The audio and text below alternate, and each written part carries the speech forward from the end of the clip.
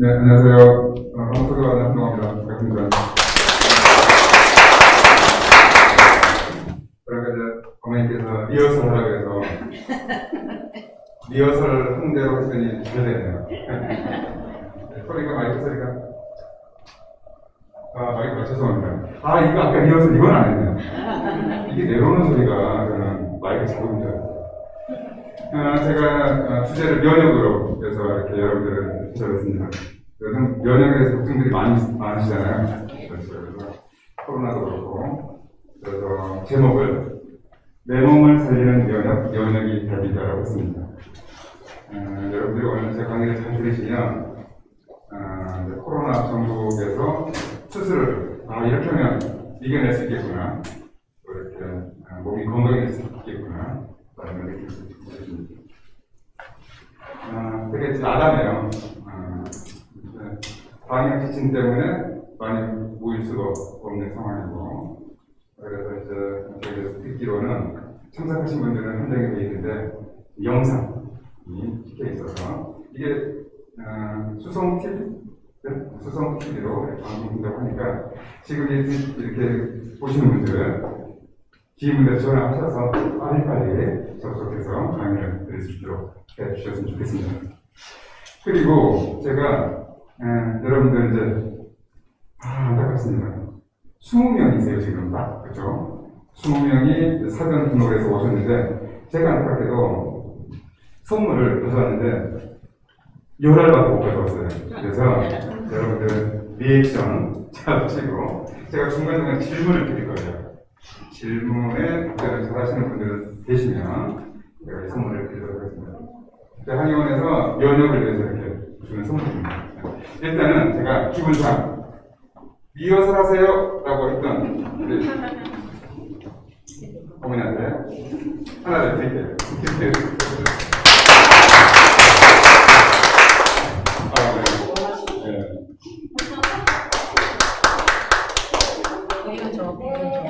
자, 그러면 본격적으로 강의를 시작해 보도록 하겠습니다. 지금 이제 방송이 되고 있어서 제가 현장에서 하는 것들인데 방송이 되고 있어서 위험해요. 그래서 어쩔 수 없습니다. 지금 시작해 버렸으니까. 여러분들 체질 알고 계시죠? 체질. 그렇죠. 체질 이야기를 많이 했잖아요. 소음이, 소양이. 그런데 뭐 한의원에 가면 체질이 여기는 소음이라고 소양이라고 복잡하게 다르기도 하고. 그런데 이건 확실합니다. 혈액형은 확실해요. 그렇죠. 근데 혈액형별로 약간 성격이 다르다, 체질이 다르다는 말을 들어본 적이 있을 텐데, 체질별로 맞는 음식도 다릅니다. 혈액형별로도 다르고. 그래서 한번 보자가 A형 생각해보세요. A형. A형 있습니다. A형 네 분이 있습니다. A형한테 가장 잘 맞는 음식 뭔지 아세요? 소세지. 소세지 좋아하세요? 소세지. 안 좋아하세요? 이상하네. A형한테 소세지가 아주 잘 맞는 이유가 A형이 소심하고 세심하고 지랄해요. 소세지. B형에서 B형. B형도 네 분이십니다. 우리 B형한테 가장 잘 맞는 음식은 오이지입니다. 오이지 좋아하세요? 네, 좋아해요. 좋아하죠? 오만하고 이기적이고 지랄하세요. 오이지. 선거 오십니다. 그렇습니다. 그다음 O형 계십니까? O형? 벌고 계십니다. O형은 단무지입니다. 단순 무식 지랄입니다. 우리 아까 유치원 원장님 단무지 맞으세요? 아까 인사를 좀 나눴는데 A형 계십니까? A형도 보고 계십니다. A형. 우리 A형 분들은 지랄 맞고 이거는 유머입니다. 제가 어디에선가 한참 전에 이렇게 강의를 끝내고 1시간 반 끝내고 내려갔어요. 그런데 아까 할머니께서 막 저를 쫓아오시고요. 원장님, 왜요 하면 아까 이 강의 때 O형이 어떤 음식이 잘 맞는다고 하셨어요? 그래서 할머니 왜요? 내 영감이 O형인데 그분을 먹이려고. 이거 농담입니다. 유머예요. 자, 혹시 이 그림이 어떤 그림인지 아시겠습니까? 이 그림은 이집트에 보면 벽화들이 그려져 있는데요. 인류 최초로 면역에 대해서 기록한 기록물 중에 최초입니다. 그러니까 문자가 아니라 그림을. 다시 질문 드리겠습니다. 인류 최초의 면역 반응을 그린 그림입니다. 어떤 걸 표현한 그림일까요? 오, 벌의 쏘에서. 와, 코에. 맞습니다. 와, 지금 갑자기 세 분이 정답을 말씀해 주셔서 선물을 못 드리겠습니다. 일단 좀 아끼고. 맞습니다. 코에 벌에 쏘인 거예요. 이분이 이집트 최초의 왕 메네스라는 왕입니다. 봉침을 맞은 게 아니라 이 메네스라는 왕이 죽었는데 말벌에 쏘여서 죽은 거예요. 그걸 그린 겁니다. 그러니까 여러분들 성묘 갔다가 벌에 쏘여서 죽었다는 기사들이 나오잖아요. 그게 즉시형 과민 반응에 의한 사망이에요. 쇼크사입니다. 그러니까 이 메네스라는 왕이 벌에 쏘여서 쇼크사를 한 겁니다. 아나필락시스. 그렇죠. 그러니까 인류 최초의 그림인 거죠. 보니까 밑에서는 이제 의식을 행하는 것 같고 여인들은 울고 있어요. 그렇죠. 자, 우리는 이거를 이제 면역이라고 읽습니다. 면역. 면역은 원래 이제 우리나라 한에서 있는 단어들이 아니에요. 우리나라 용어가 아닙니다. 그러니까 일제 감정기 때 서양 의학이 들어오면서 특정 단어가 면역으로 번역이 돼서 들어오는 건데 이민이란 단어가 이제 번역이 돼서 들어오는 겁니다. 이민. 근데 면역은 한자어입니다. 이 역은 역병, 전염병이에요. 요즘 코로나19 그게 역병이에요. 역병, 전염병. 그래서 역병으로부터 피하다, 면제가 된다, 면역이 되었다라고 표현하는 거고 이게 영어로는 이뮨입니다. 원래 어원은 이뮤니티. 이것도 옛날 그리스어인데 예를 들어서 이 집단은 너희들은 군대를 안 가도 돼. 너희는 세금을 내지 않아도 돼. 특정 그 의무로부터 면제를 시켜요. 이게 이뮤니티인데 이게 발전해서 이뮨으로 바뀝니다. 요즘 이뮨은 뭘로부터 면제가 돼요? 질병으로부터 면제가 되는 겁니다. 그렇죠? 그런데 이제 과거의 역병을 이렇게 보면요, 동의보감에도 역병들이 나와요. 역병. 그런데 그 당시에도 역병에 걸리면 이런 구절이 나옵니다. 한 마을에 누가 역병에 걸렸어요. 근데 요즘은 격리를 시키잖아요. 그때 어떻게 격리를 시켰냐면 돛담배 있죠.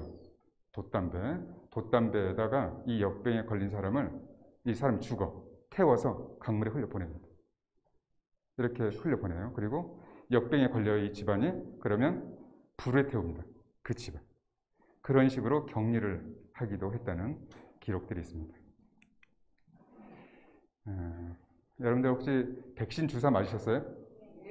맞으신 분들, 1차 맞으신 분들, 2차까지 맞으신 분들, 연세 드신 분들이 지금 접종이 좀 빠르게 돼 있죠.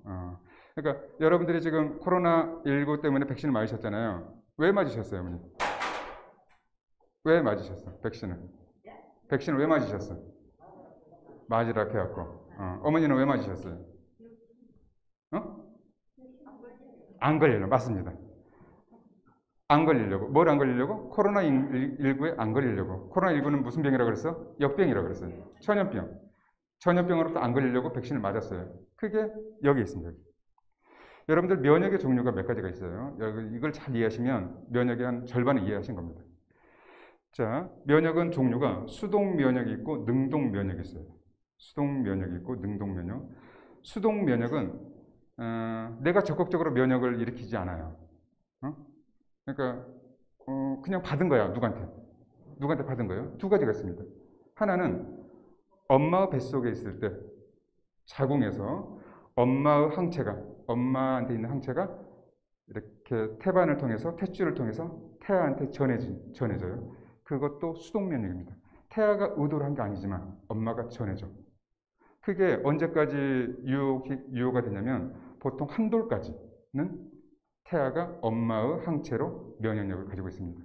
근데 한 돌 정도 되면 스스로 항체를 만들어냅니다. 자, 돌잔치를 하는 이유가 뭔지 아세요? 돌잔치. 한 살이 되면 돌잔치를 하잖아요. 그렇죠. 네가 이제 드디어 사람이 됐구나. 네가 정말이에요. 그러니까 1년이 돼야 스스로 항체를 만들어내요.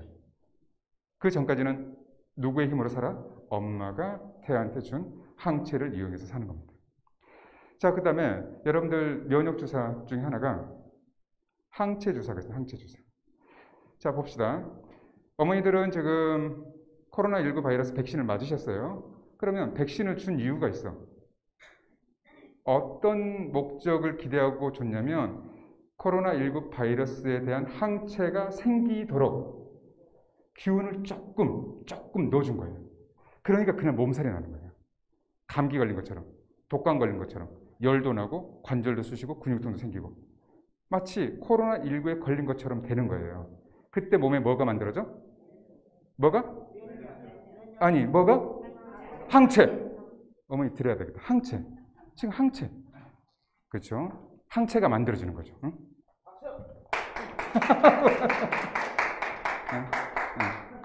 자, 이렇게 지금 강의를 끊는 행동을 하시면 퇴장. 항체가 만들어지는. 항체가 만들어지기 위해서 백신을 맞은 거예요. 그런데 이거는 뭐예요? 항체를 그냥 넣어주는 거예요. 항체. 그러면 몸살이 없어요. 열도 안 나. 그거는 수동이야, 수동. 내가 노력하지 않아도 항체를 넣어주는 그런 주사 치료법이 있어요. 그런데 능동 면역은 뭐냐? 자, 봅시다. 여러분들은 백신을 맞았어요. 그러면 백신을 맞았어. 이거는 작은 이렇게 균을 약독화시켜서 바이러스를 조금 넣어준다고 생각하시면 돼요. 그러니까 외부에 가서 감염이 된 건 아니야. 그런데 주사기를 통해서 균이 조금 내 몸에 들어와.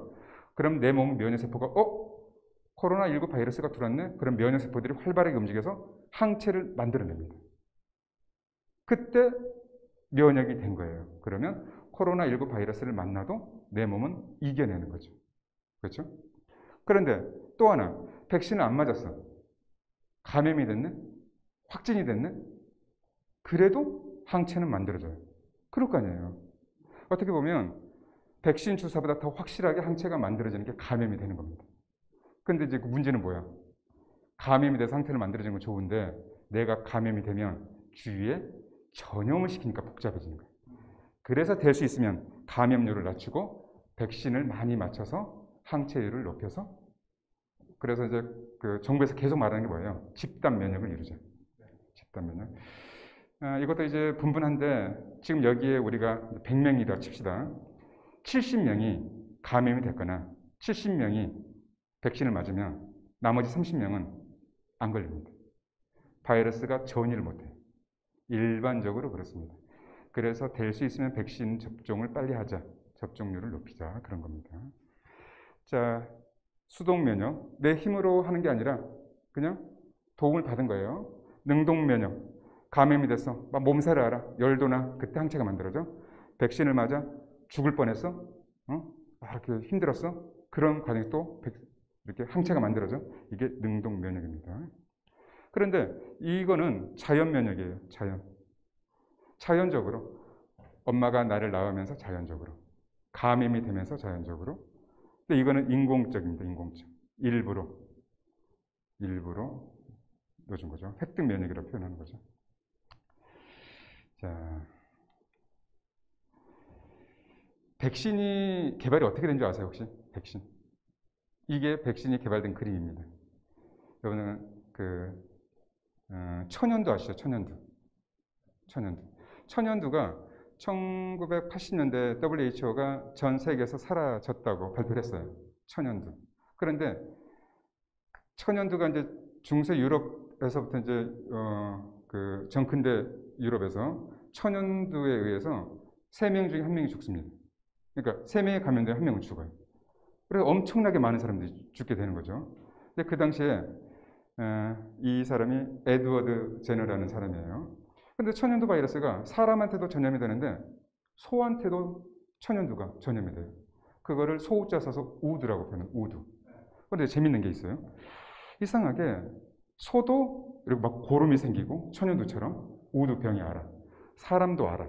그런데 이상하게 소를 짜는 농장에서 일하는 사람들을 보니까 천연두에 안 걸리는 거예요. 보세요. 지금 소도 우두에 걸려 있어. 소도. 그런데 이렇게 소 젖을 짜는 그 사람들을 보니까 이상하게 이 사람들은 사람이 걸리는 천연두에 안 걸려. 이상하게 봅니다. 이거 궁금하죠? 왜 그럴까? 그래서 이 에드워드 제너라는 사람이 실험을 합니다. 어떤 실험을 하냐? 소의 고름을, 소가 우두에 걸렸어요. 그 고름을 주사기로 빼서 자기 하인의 아기한테 주사를 합니다. 어떻게 됐겠어요? 오, 어머님! 오, 어떻게 그렇게 정확하게 어려운 단어를. 맞습니다. 이 꼬마가 천연두에 안 걸리는 거예요. 그래서 그 당시에 23명을 대상으로 실험을 합니다. 정말 이 사람들은 천연두에 안 걸리는 거예요. 이거를 보고하기 시작하면서 만들어진 게 뭐다? 누가 그랬어요? 어머님! 백신. 맞습니다. 그렇게 해서 만들어진 게 백신입니다. 이거는 인류 최고의 발명이에요, 발명. 그러니까 관찰을 통한 발견이죠. 그러니까 뭐 두 가지예요. 천연두에 걸려서 살아남은 사람과 천연두 백신을 맞은 사람은 천연두 항체가 몸에 있으면서 병에 걸리지 않게 되는 거죠. 인류 최고의 발명 중에 하나입니다, 백신은. 부작용도 분명히 있지만 백신은 정말 필요한 거고 도움이 된다고 볼 수 있겠어요. 그러니까 이 당시에 얼마나 이렇게 공포스러웠냐면, 봐봐요. 지금 제가 에드워드 제너입니다. 여러분들이 첫 실험 대상자예요. 자, 결동이 어머니 맞읍시다. 괜찮아요. 이렇게 꼬셔. 괜찮아. 안 걸릴 거야. 근데 결동이 어머니는 소가 지금 우두, 이렇게 천연두에 걸린 손대, 우두에 걸린 손대, 그 고름을 논다 그러면 100% 내가 천연두에 걸릴 거라고 생각을 하지 않겠습니까? 그래서 이런 그림들이 있는 거예요. 막 소들이 튀어나옵니다. 재미있는 그림이죠. 굉장히 의미 있는 그림 중에 하나입니다. 자, 지금 몇 개 안 남았는데 계속 질문이 나갑니다. 이분 누군지 아세요, 혹시? 잠깐만, 누가 그랬어? 선생님 뒤에. 아닌데, 남자 목소리였는데? 자, 여기서 그랬어요? 선생님은 지금 뭔가 좀 느낌이 달라서 좀 이따 드리겠습니다. 치석영입니다, 치석영. 자, 봅시다.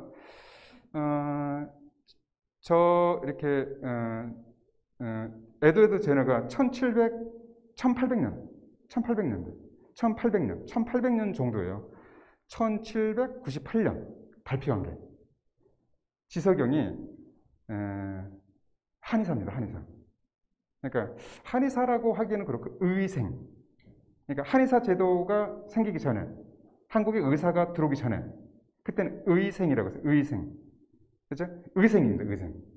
그러니까 우리 한의사의 선배들이죠, 선배들. 한의학을 공부했던 한의사였고, 한학자였고, 국문학자였고, 이렇게 공부를 많이 하셨어요. 이분이 최초로, 여러분들 이건 역사입니다. 제가 어느 나라를 칭찬하는 것도 아니에요. 일본에서 우두법을, 종두법을 배웁니다. 그러니까 일본은 서양의학이 먼저 들어왔어요. 그리고 그 당시에 한국에 서양의학이 들어오기 전에 청나라, 조선 후기거든요. 청나라에서, 중국은. 청나라는 서양의학이 또 먼저 들어왔습니다.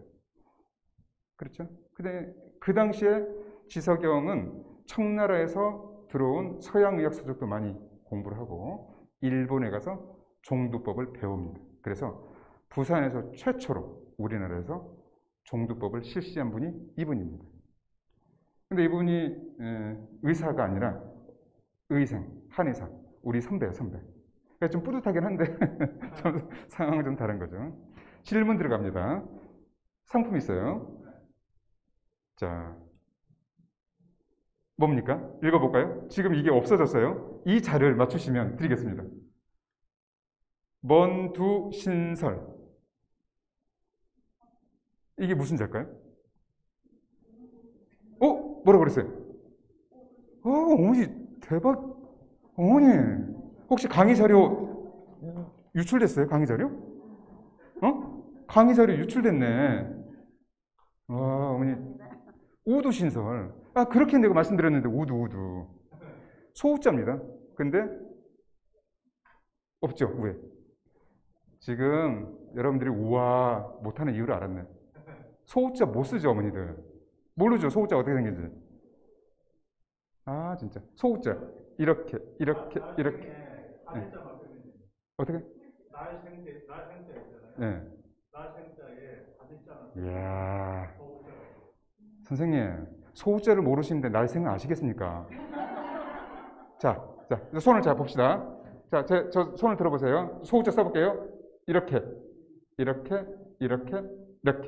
이게 소우자입니다. 그죠? 그러면 날생은 뭐예요? 밑에? 아까 선생님 말한 거? 밑에 맨. 아, 진짜. 너무하시네. 꽃으로 학교를 만들어라.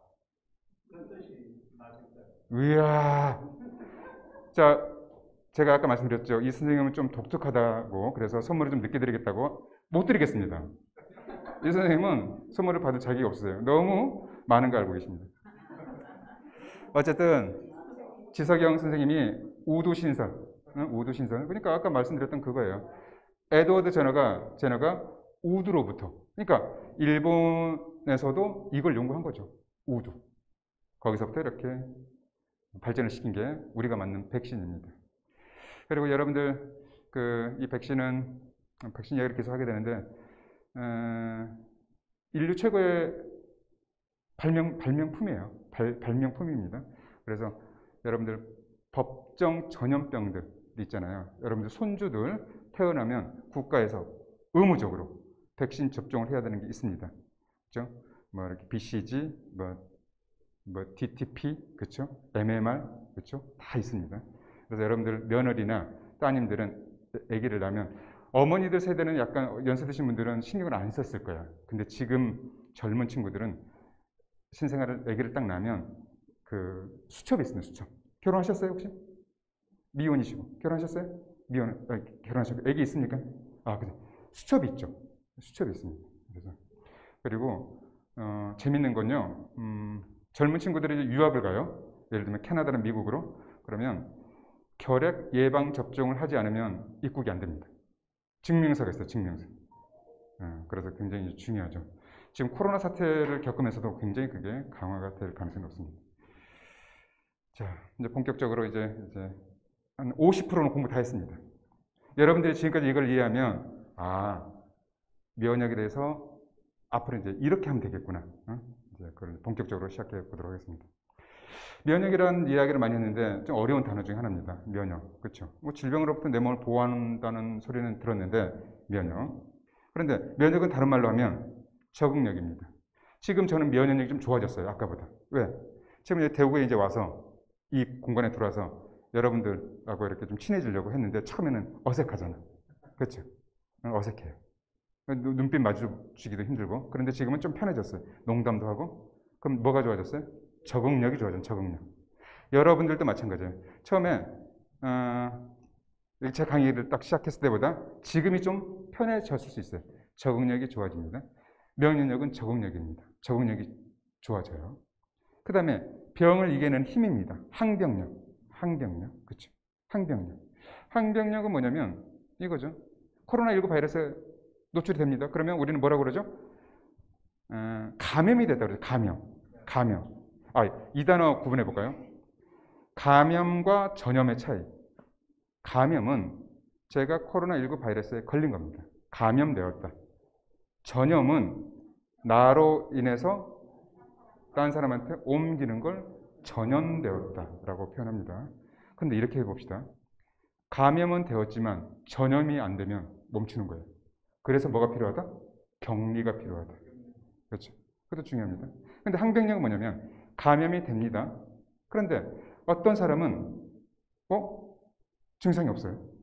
근데 어떤 사람은 입원까지, 폐렴으로 입원까지, 어떤 사람은 인공호흡기까지, 그렇죠? 중환자실까지 들어가요. 문제가 뭐예요? 그렇죠. 항병력의 차이입니다. 병을 이겨내는 힘의 차이가 있는 거죠. 그렇죠? 그런 차이가 있습니다. 그것도 면역력입니다. 또 하나 항상성입니다. 어려운 단어인데 항상성. 제가 지금 건강합니다. 건강해요. 지금 건강하고 어제도 건강했어요. 한 달 전에도 건강했어요? 한 달 후에도 건강할까요? 안 할까요?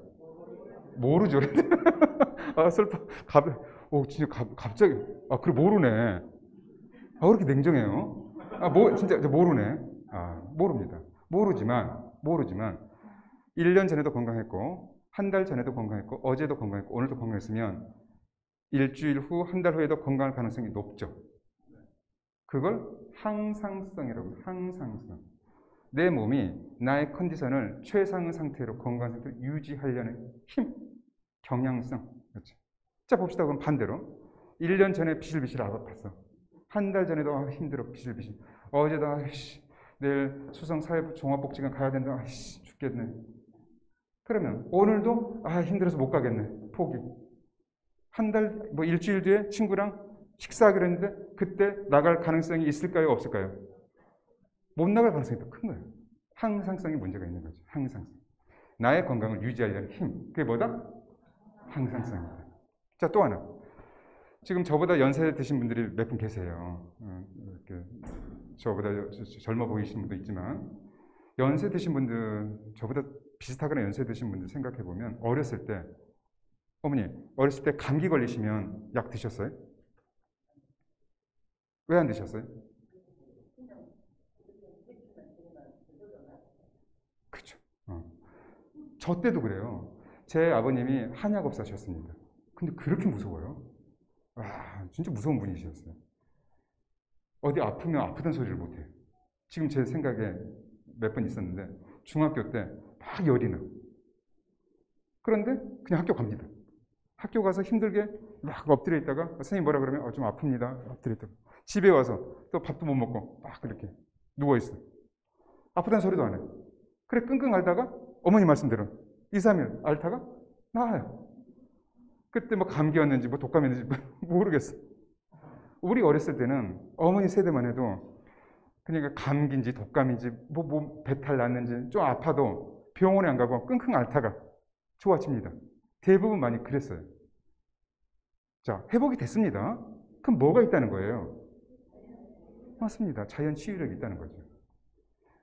의도하지 않았지만 나는 결과적으로 내 몸을 믿은 거지. 근데 요즘 젊은 엄마들, 지금 우리 카메라맨이 젊은 엄마예요. 아기도 있어요. 아기 데리고 병원 가본 적 있으시죠? 그렇죠. 열 났을 때 혹시 아기가 열이 났는데 혼자 집에서 케어해 본 적 있으세요? 없습니다. 왜 없어요? 겁나니까. 맞습니다.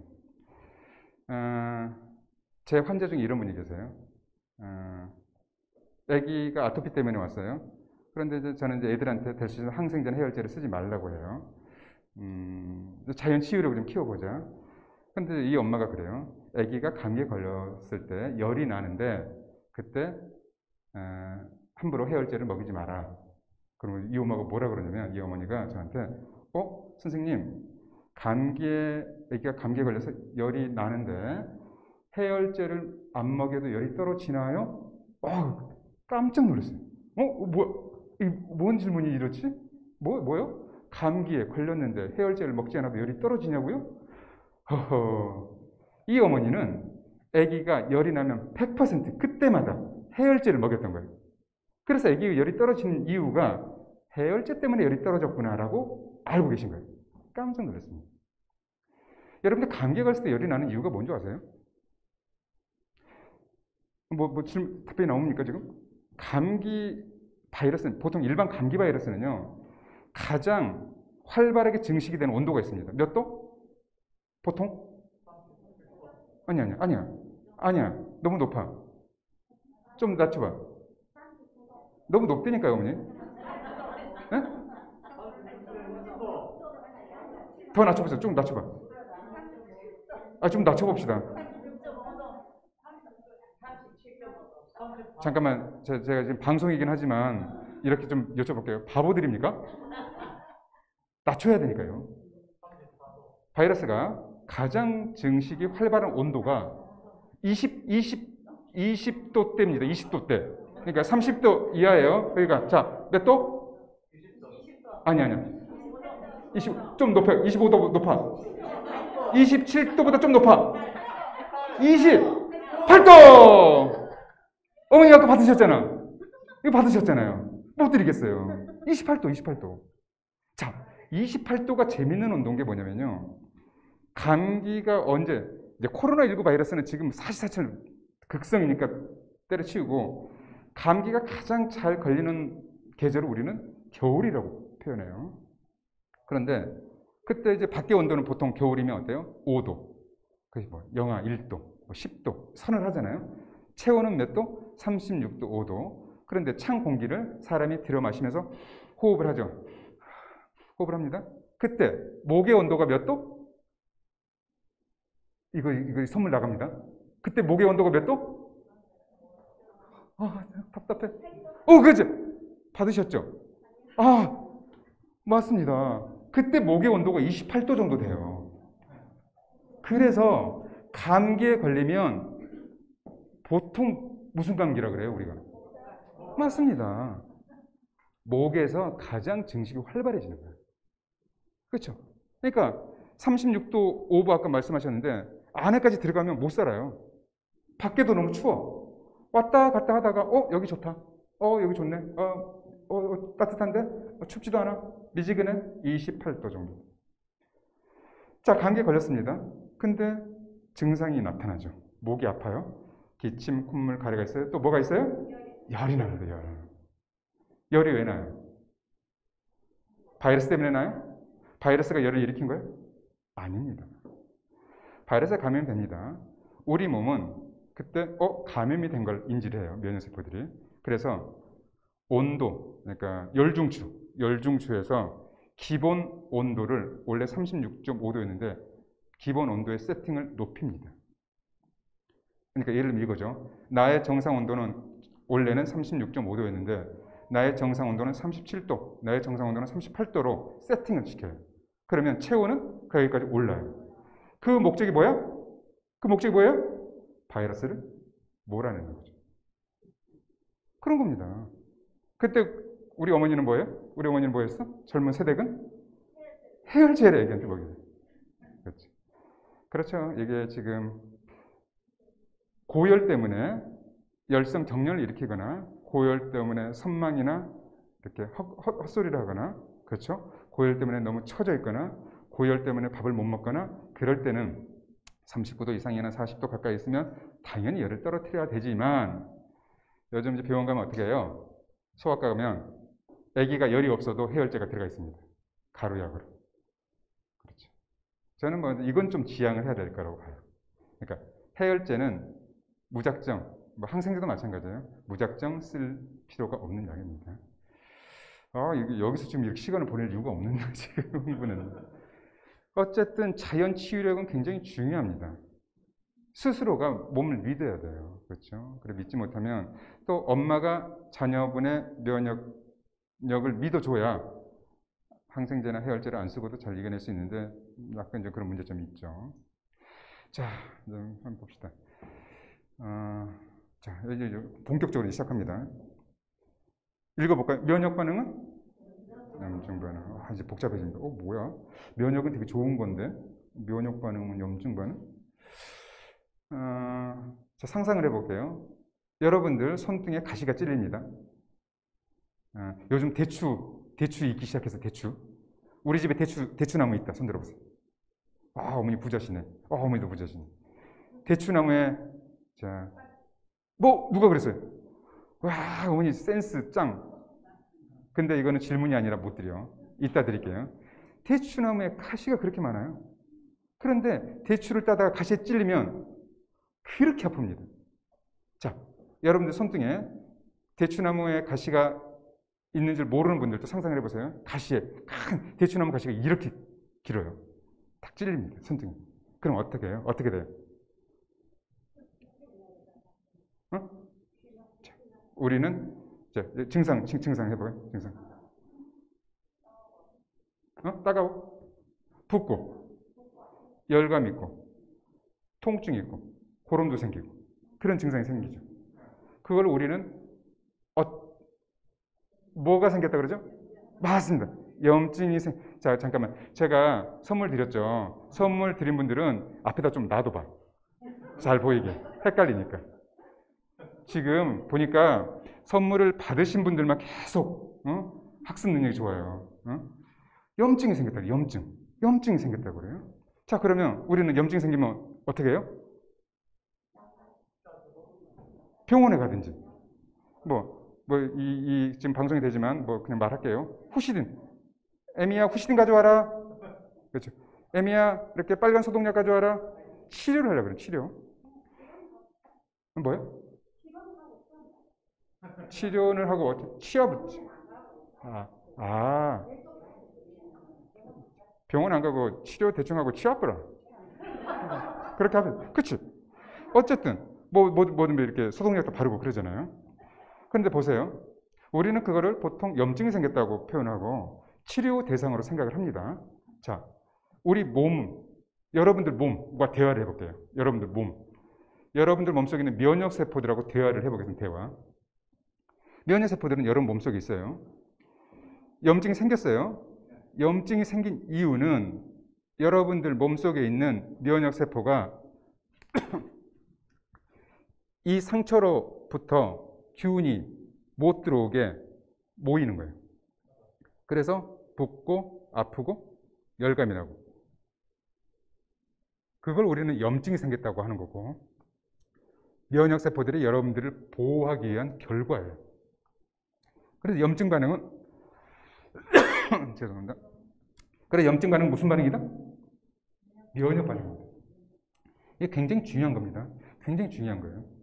만약에 면역력이 떨어져 있는 분들은 이런 염증 반응이 일어나지 않습니다. 굉장히 중요한 거예요. 굉장히 중요합니다. 그래서 염증 반응은 우리 몸을 지키기 위한 반응이에요. 이걸 잘 이해를 하셔야 돼요. 그래서 염증 반응은 면역 반응입니다. 그래서 어느 정도 일어나는 염증 반응은 내가 살아있구나 라는 증거가 돼요. 근데 치료 대상이 되는 염증 반응은 뭐냐면 너무 심하게 증상이 있는 경우는 치료 대상이 되지만 가벼운 증상들은 저절로 치료가 됩니다. 저절로 회복이 돼요. 그건 여러분들을 스스로 보호하기 위한 반응이죠. 한 가지 이런 증상들도 많죠.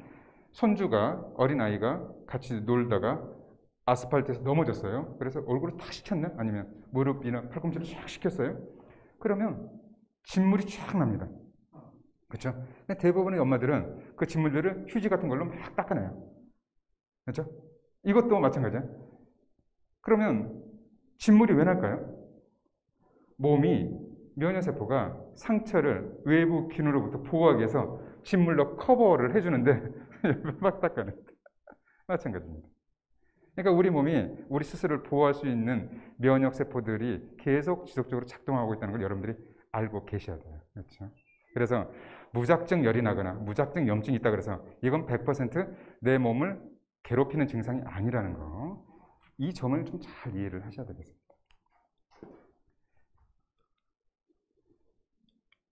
자, 그래서 정상적인 면역 반응들은 건강을 유지하고 우리 몸의 건강을 회복시킵니다. 그렇죠.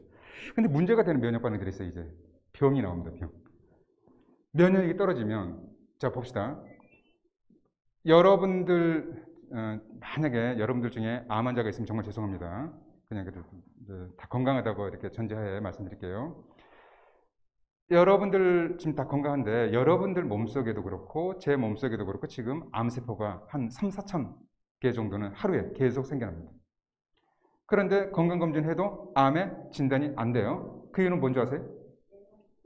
암세포가 지속적으로 그러니까 면역세포가 지속적으로 암세포를 제거를 해주는 거예요. 근데 이 균형이 깨지면 면역세포가 암세포를 제거를 못하게 되면 암세포가 갑자기 확 늘어나면서 어떻게 돼요? 덩어리를 형성해요. 그러면 면역력이 떨어져 있으면 암이 생기는 거죠. 그렇죠? 자, 또 하나. 면역력이 떨어져? 그러면 면역력은 높은 게 좋은 건가? 항상 그렇지만 않아요.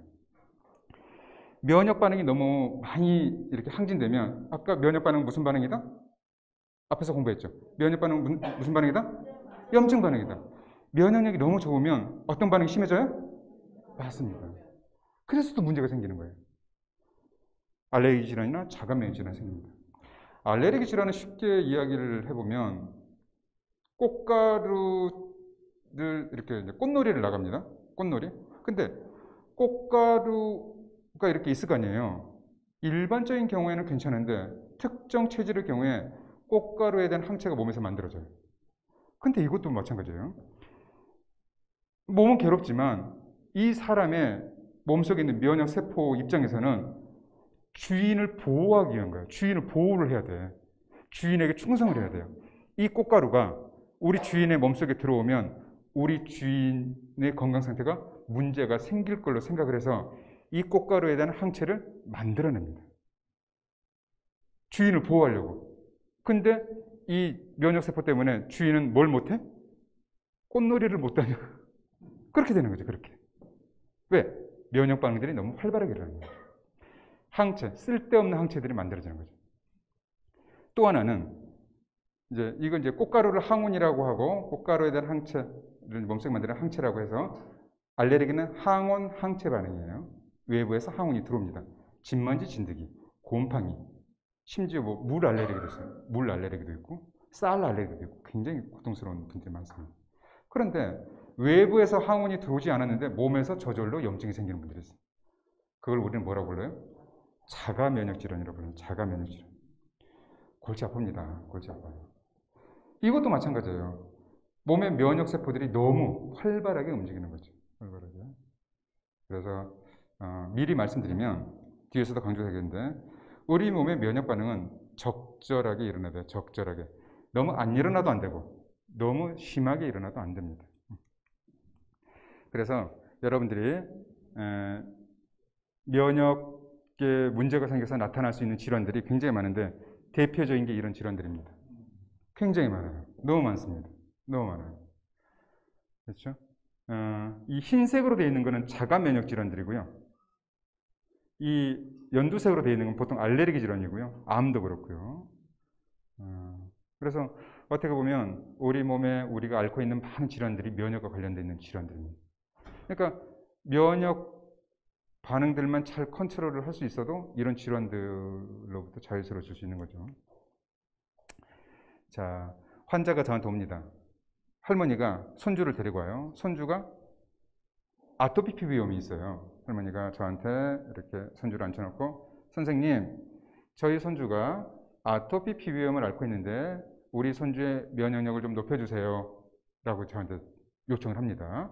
자, 할머니의 질문을 듣고 뭐가 좀 이상한 게 있습니까? 우리 손주가 아토피 피부염을 앓고 있는데 우리 손주의 면역력을 좀 높여주세요.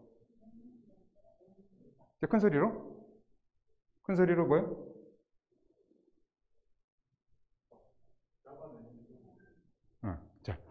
자, 시간 관계상 아기는 지금 알레르기 질환을 앓고 있습니다. 일종의 알레르기성 피부염이에요. 아토피부염, 피부염, 피부에 염증이 있어요. 이때 면역력을 높이면 염증이 어떻게 되겠어요? 심해집니다. 심해져요. 자, 제가 말씀드렸어요. 면역 반응은 염증 반응이에요. 면역 반응들을 활발하게 일으키면 염증 반응도 활발하게 일어납니다. 지금 염증이 일어나 있어요. 그럼 어떻게 해야 돼요? 면역 반응을 안정시켜야 돼요. 안정시켜야 돼요. 쉽게 예를 들어볼까요? 지금 염증이 있습니다. 어떤 환자가 염증이 있어요. 그 염증은 면역 반응에서 염증이 생겼어요. 그런데 집에 지금 건강에 문제가 있잖아. 근데 집에 선물 받은 홍삼이 있네? 그것도 굉장히 진한 홍삼이 있네? 지금 건강에 문제가 있어서 이 염증이 심한 환자에게, 가족에게 이 홍삼을 너 건강에 문제가 있구나. 홍삼을 좀 많이 먹어. 괜찮아. 고용량으로 먹자. 그러면 어떻게 돼요? 염증 반응이 심해질 수 있습니다.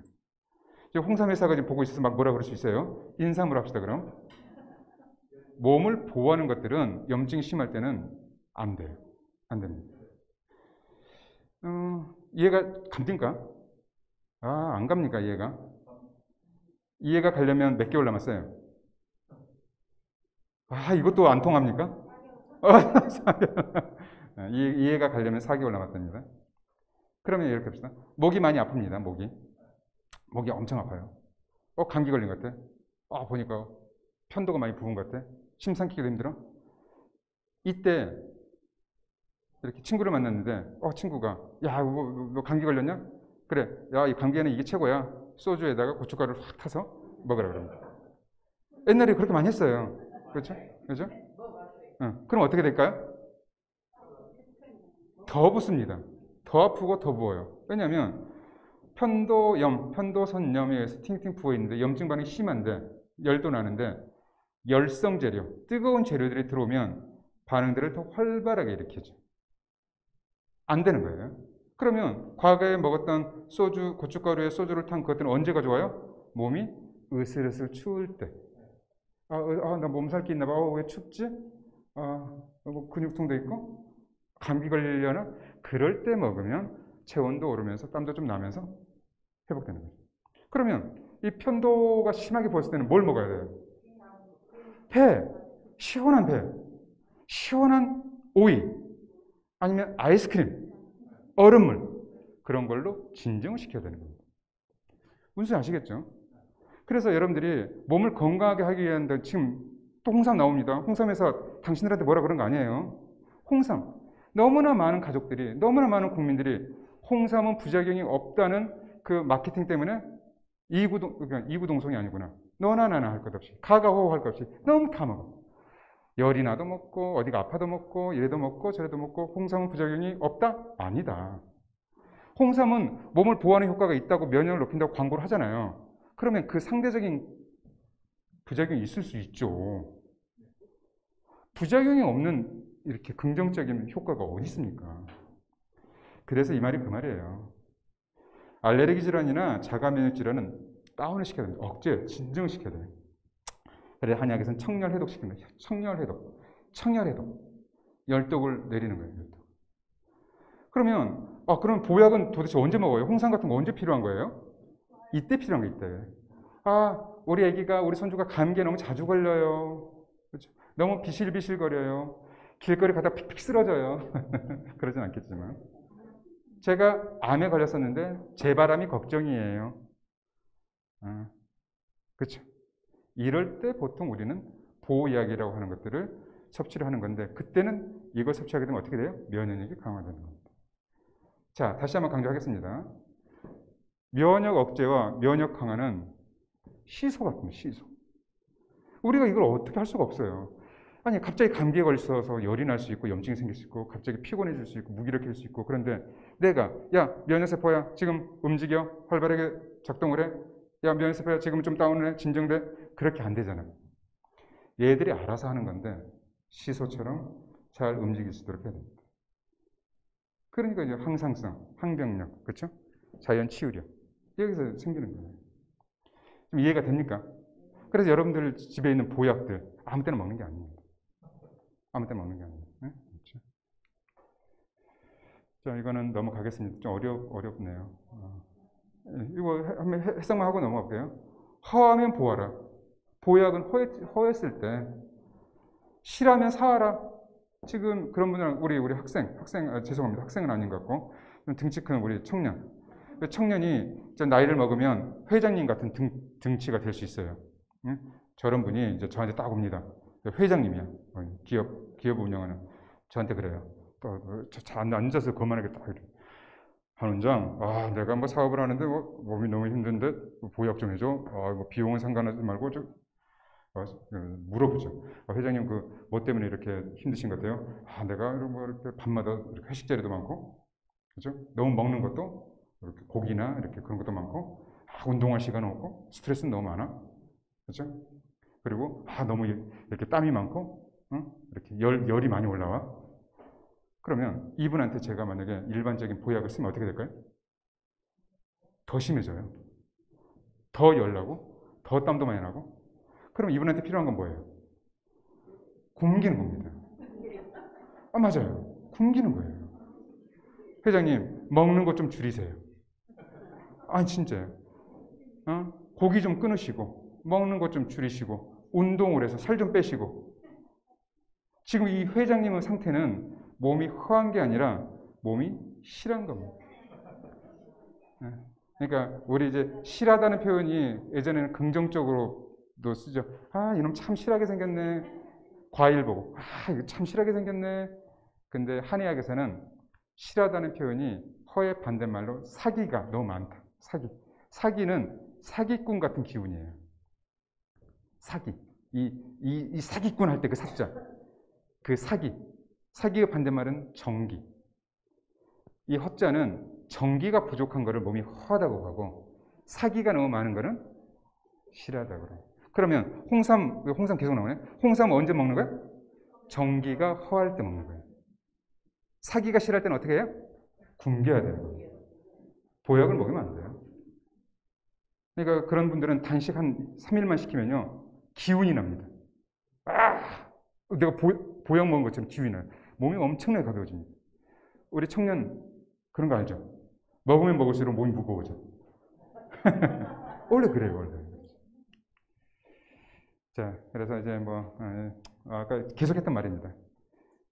여러분들이 코로나19를 이겨내기 위해서는 어떻게 해야 돼요? 면역력을 강화시켜야 됩니다. 코로나19는 여러분들을 찌르려고 하는 창이라고 하면 여러분들은 뭐가 있어요? 면역이라는 방패가 있습니다. 그렇죠. 그래서 한의학에는 아까 면역이라는 단어가 없다고 했는데 그 대신에 어떤 단어가 있냐면 정기입니다. 정기. 읽어볼까요? 정기 좋네. 자, 보통 읽어볼까 하면 따라 읽는 겁니다. 정기 좋네. 사불가간. 정기가 내 몸 안에 충만하면 사기는 침범할 수 없다. 이겁니다. 이거 참 너무 좋은 표현이에요. 정기가 내 몸 안에 충만하면 질병을 일으키는 사기. 그 사기꾼 할 때 사자가 이 사자입니다. 이 사자예요. 질병을 일으키는 사기는 침범할 수 없다. 여러분들이 지금 안타깝게도 코로나19 백신을 못 맞았어요. 근데 여러분의 정기가 충만하면 코로나19 바이러스를 만나도 무증상이 돼요. 무증상. 무증상 감염이 됩니다. 증상이 일어나지 않죠. 그렇죠. 근데 정기가 너무 약하면 병원에 입원해야 됩니다. 그렇죠. 자, 이거는 이제 넘어가겠습니다. 제가 지금 2시 50분이면 3시 반까지죠. 3시 반까지. 이것도 간단하게 해볼까요? 간단하게. 여러분들 아까 제가 그 혈액형으로 농담했잖아요. 그건 죄송하다고 다시 한번 사과드리고. 그러면 이제 여러분들 지금 딱 보니까 혈액형들, 진짜 체질들을 제가 한번 볼게요. 우리 아까 저 청년은 제가 딱 보니까 태음인입니다. 태음인. 저 청년 한번 볼까요? 태음인. 태음인은 이렇게. 그렇죠. 사상체질로 태음인. 진맥을, 어머니 손을 내미셨어요? 어머니 무슨 체질이냐고. 보통 저렇게 여쭤보신 분들은 소양인입니다. 적극적이죠, 적극적. 막 물어봐요. 소음이는 조심스러워서 질문을 못 하는데. 그리고 우리 아까 우리 감독님, 소양이네. 적극적이에요. 이제 지금 그렇게는 알 수가 없는 거. 자, 볼게요. 일단 태음인 보겠습니다. 태음인은 비만합니다. 쉽게 비만해져요. 땀이 많아요, 땀. 태음인부터 하는 거예요, 태음인의 특징은 비만한 체질이고 땀이 많아요, 땀. 잘 먹어요. 여러분 이영자 씨, 강호동 씨 그런 분들이 태음인입니다. 자, 4명이 돌아다니면서 먹는 프로그램 있죠. 맛있는 녀석들. 그 친구들이 전형적인 태음인입니다. 잘 먹고 비만하고 땀도 많고 그 음식 먹을 때 엄청나게 땀을 흘리잖아요. 태음인의 특징입니다. 태음인은 곰이에요, 곰. 동물로 따지면 곰. 정말 느린 것 같아요. 그죠? 근데 목표의식이 딱 생기면 굉장히 빠릅니다. 그죠? 그리고 기계로 따지면 불도저. 뒤집어 엎어요. 느린 것 같은데 목표가 생기면 그 목표를 위해서 곰이 벌집을 발견하면 그 나무를 뽑습니다. 꿀을 먹으려고. 근데 놀 때는 그냥 이렇게 흐느적거리는데 그렇죠? 태음, 곰. 옆에 이 사슴은 누구예요? 소음입니다. 소음. 사슴은 소음. 지금 보니까 우리 저 어머니가 소음인 것 같아요. 소음의 특징, 위장이 약해요. 손발이 차요. 예민해요. 말을 시켜도 잘 몰라요. 잘 모르겠으면 죄송합니다. 되게 착해 보여요. 그래서 남들한테 싫은 소리를 안 해요. 되게 착해 보이잖아요. 근데 집에 가면 칼을 갑니다. 앞에서는 잘 몰라. 어머니, 뭐 말씀을 그렇게 하세요? 예. 근데 소음인의 장점은 철두철미합니다. 철두철미. 남들한테 싫은 소리 듣기를 싫어해요. 그래서 여러분들 일을 할 때 소음인들하고 일을 하면 실수를 안 합니다. 실수를 안 합니다. 근데 소음인들이 태음인이 건강해지기 위해서는 살이 빠지는 쪽으로 가야 돼요.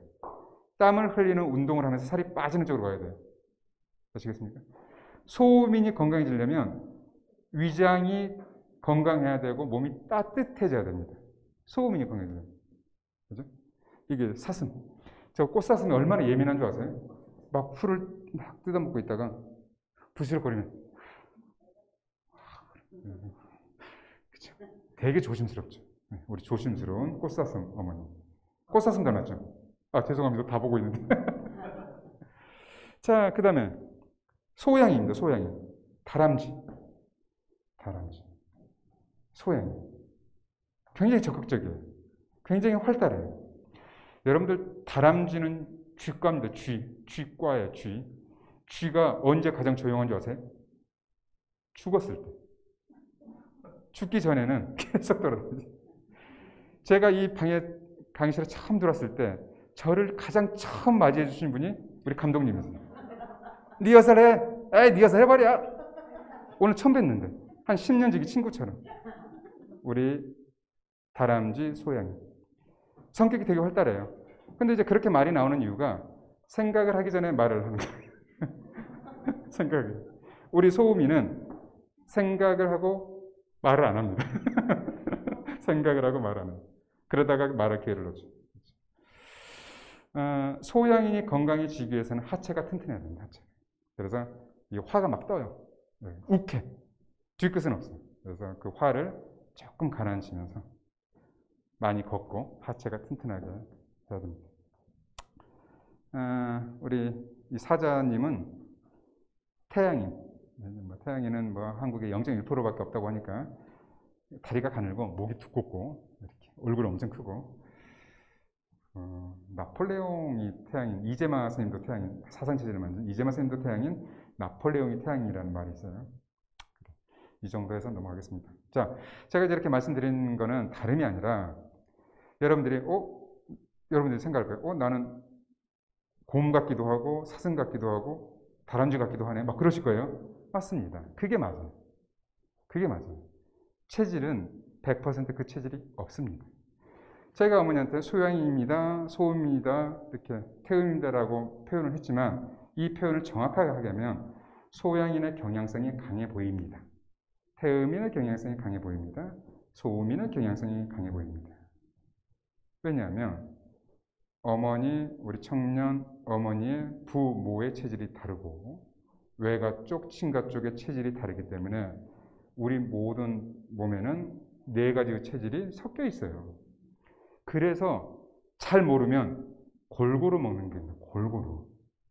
자칫 자신의 체질을 잘 모르고 자신의 체질과 안 맞는 음식을 계속 지속적으로 고집해서 먹다가 몸이 안 좋아지는 경우도 많아요.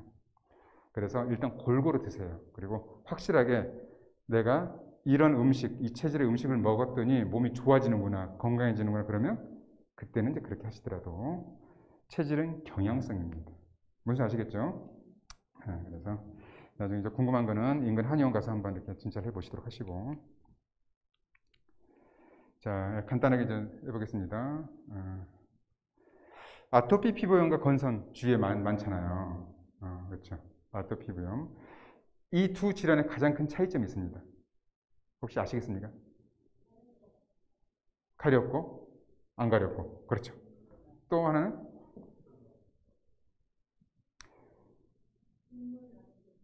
진물이 나고 안 나고. 뭐 그렇죠. 잘하시네. 근데 가장 중요한 차이가 있습니다. 뭐냐? 경계선입니다. 경계선. 아토피 피부염은 경계선이 없고요. 건선은 경계선이 뚜렷해요. 볼게요. 참고로 아토피 피부염 환자들이 피부를 살짝 긁잖아요. 보통 피부를 긁으면 어떻게 돼요? 빨개지죠. 그런데 아토피 피부염 환자는 딱 긁으면 피부가 창백해집니다. 여러분들 많이 주위에 좀 가렵네? 살짝 긁어요. 근데 그 자리가 하얘지면 우리는 그거를 백색 피부 묘기증이라고 부릅니다. 백색 피부 묘기증. 흰색으로 피부가 두드러지게 보여요. 한번 지금 뭐 긁어본다고 지금 어머니가 하얘지면 안 되니까. 그런 경우는 거의 90% 이상이 아토피 피부염일 가능성이 높습니다. 그죠? 백색 피부염이겠죠. 지금 이 부위가 지금 하얘지잖아요. 그죠?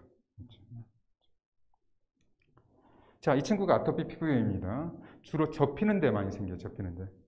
근데 경계선이 좀 뚜렷합니까? 뚜렷한 것 같기도 하고 그렇지 않은 것 같기도 하고. 근데 건선을 한번 볼게요. 건선입니다. 건선은 경계선이 뚜렷합니다. 되게 비슷해 보이지만 자, 아토피 피부염과 건선의 가장 큰 차이점은 경계선입니다. 첫 번째, 경계선. 두 번째, 아까 어머니가 말씀하셨듯이 아토피 피부염은 굉장히 많이 가렵고 건선도 가려운 경우가 있지만 거의 가려움증이 없습니다. 또 아토피 피부염은 말씀하셨어요. 진물이 많이 나지만 건선은 진물이 잘 나지 않고 피부가 말라서 각질이 많이 떨어져요. 자, 두드러기 환자도 굉장히 많습니다. 이게 다 알레르기고 면역에 문제가 있어서 생기는 겁니다. 음식 잘못 먹어서 붓는 분도 있고 이렇게 발진도 생기는 분도 있고 붓는 분도 있고 그렇죠. 자반증. 이건 자가 면역 질환입니다. 요즘 되게 많아요. 아기가 감기에 걸립니다. 감기 바이러스가 들어요. 그런데 어느 날 갑자기 다리에 피멍이 생깁니다. 자, 그 이유는 뭐냐면 감기 바이러스가 몸에 들어왔는데 몸에서 쓸데없는 면역세포들이 이거예요. 면역세포 종류가 많아요. 그런데 이제 예를 들면 이뮤노글로불린 A라는 면역세포가 감기 바이러스가 들어왔을 때 갑자기 이렇게 활성화되면서 내가 좀 도와줄까 그래요.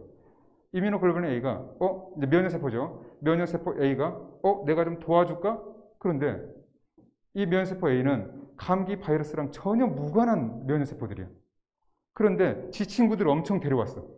내가 좀 도와줄게. 어떻게 된 거예요, 지금 이게?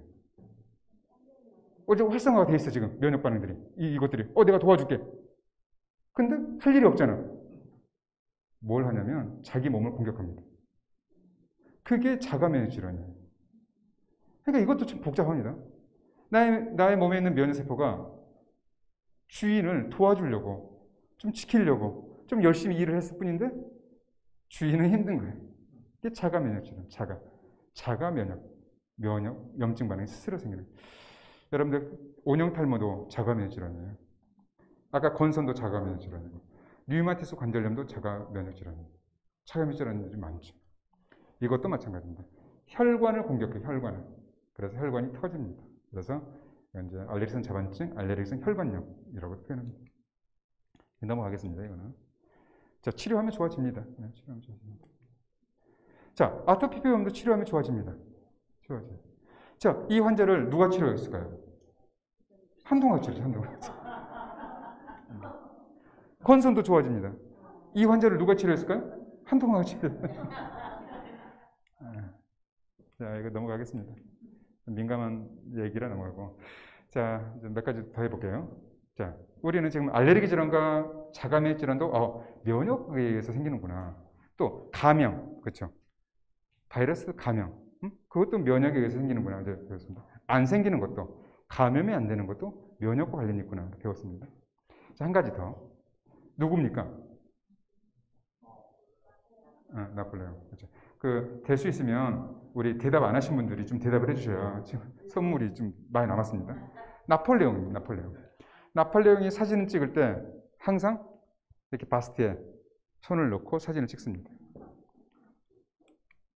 그렇죠. 그 이유가 뭘까요? 아랫배가 차갑다. 배가 차고 또 나폴레옹이 죽습니다. 그런데 사후에 부검을 해보니까 나폴레옹이 뭐 때문에 죽었다라는 추측이 있어요. 뭐 때문에 죽었다?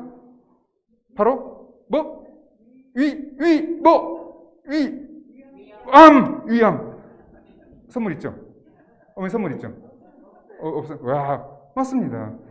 잠깐만. 선물 받았는데 옆에 놓친 거 아니에요? 어머니, 나폴레옹이 위암 때문에 죽습니다. 위암. 그래서 나폴레옹이 항상 배가 아파요. 배가 아파서 사진 찍을 때마다, 그러니까 나폴레옹이 항상 배를 어루만지고 있어서 초상화도 저렇게 초상화를 그린 거죠. 자, 이 친구 이름이 누구냐면요. 바세바인데, 바세바. 렘브란트라는 화가 아실 거예요, 렘브란트. 렘브란트라는 화가가 그린 우리말로 하면 목욕하는 바세바. 근데 어느 의사 선생님께서 딱 보더니, 바세바가 무슨 환자 같다. 무슨 환자? 비만? 누가 그랬어? 피부병? 피부가 또 바세바가 무슨 환자 같다. 자, 그러면 제가 첫자 알려줄게요. 바세바가 깜짝이야. 선물 있잖아요. 바세바가 유방암 환자 같다. 유방암. 왜? 이 왼쪽 유방 쪽이 울퉁불퉁하냐. 이거는 명화 속의 의학이라는 그런 서적에서 제가 발견한 겁니다. 그럴듯합니다. 바세바가 유방암 환자 같다. 근데 여러분들 유방암 환자들 요즘 꽤 많죠. 근데 제 주위에도 있어요. 그런데 가장 확실한 건요, 정기검진입니다. 정기검진. 그런데 이런 게 있어요. 안타까운 거는 정기검진, 건강검진의 문제점 뭐냐면 발병하기 전에는 검사해봤자 몰라요. 그럴 거 아니에요. 참 아이러니합니다. 정기검진해요. 건강검진해요. 뭐가 나오면 유방암인 거야, 지금. 근데 안 걸렸어. 나와요, 안 나와요? 안 나오잖아요. 안 나오죠. 그래서 정기검진이나 건강검진도 중요하지만 더 중요한 건 뭐냐면 우리 젊은 친구들, 죄송합니다. 젊은 친구들이 아니라 젊은 분들 스스로 촉진하는 게 가장 중요합니다. 지금 이게 맘모그래피라는 그림인데요. 이게 사진으로 나오려면요, 직경이 1cm 이하는 안 나옵니다. 직경이 1cm 정도 되면 나오는데, 이 직경이 1cm 정도 무게가 1g 정도 되는데 암세포가 10억 개 있습니다. 10억 개. 이미 늦었습니다. 그런데 직경이 1cm 이하이더라도 촉진을 했을 때는요, 잡힙니다. 잡혀요. 그래서 자주 촉진을 하는 습관이 굉장히 중요합니다. 그래서 암은 여러분들 이렇게 생각하시면 돼요. 암은 이미 발병하면 늦습니다. 이미 발병하면 늦어요. 초기암, 연기암, 다행입니다. 절대 다행 아니에요. 이미 발병하면 늦습니다. 그래서 발병하지 않도록 해야죠. 좀 이렇게 폭넓게 말하면 발병하지 않도록 하기 위해서는 어떻게 해야 돼요? 맞습니다. 어머니, 하나 더 드리고 싶어요. 없어, 근데 지금. 우리 몸의 면역 세포들을 활발하게 만들어줘야 돼요. 활성화시켜야 돼요. 적절하게 일을 할 수 있도록 만들어줘야 됩니다. 자, 재밌는 내용을 하나 알려드릴게요. 이 동의보감, 제가 가지고 있는 동의보감 찍은 겁니다. 양정적자제라. 양정적자제. 해석을 해볼까요? 전기를 기르면 적은 쌓일 적자. 덩어리. 적은 스스로 없어진다. 재밌죠? 또 여기 있습니다. 장인 무적이여 허인즉 유지라. 장인, 몸이 건강한 사람은 무적, 적이 없지만, 암이 없지만 허한 사람. 이게 뭐가 허한 거예요? 다르게 말하면 면역력이 약한 사람. 허인은 유지라. 적이 있다. 그렇죠. 자, 그런데 지금 여러분들 이제 면역력을 관리를 잘 해야 될 시기입니다. 딱 보니까 여기에 한 80% 이상은 면역력 관리를 해야 돼요. 이유는 여러분들이 정말 면역력을 잘 관리를 했다 싶더라도 이거 하나 때문에 면역에 문제가 생깁니다. 뭐 때문에? 어머니 좀 조용히 좀 해주면 안 될까? 자, 우리 10초 전으로 돌아가 봅시다. 이거는 운이에요. 자, 10초 전입니다. 자, 이것 때문에 면역에 문제가 생깁니다. 뭘까요? 그래요, 어머니. 좀 더 빨리 해주셔도 좋았을 텐데. 나이입니다. 나이. 지금 4개 남았어요, 4개. 네? 어머니는 제가 어떤 의도로 시켰는지 모르는 거예요, 지금. 네? 네. 나이입니다. 그 나이는 몇 살이냐면 바로 45세입니다. 45세. 태어나서 6개월 때까지는 엄마의 면역세포로 살다가 6개월째 제로입니다.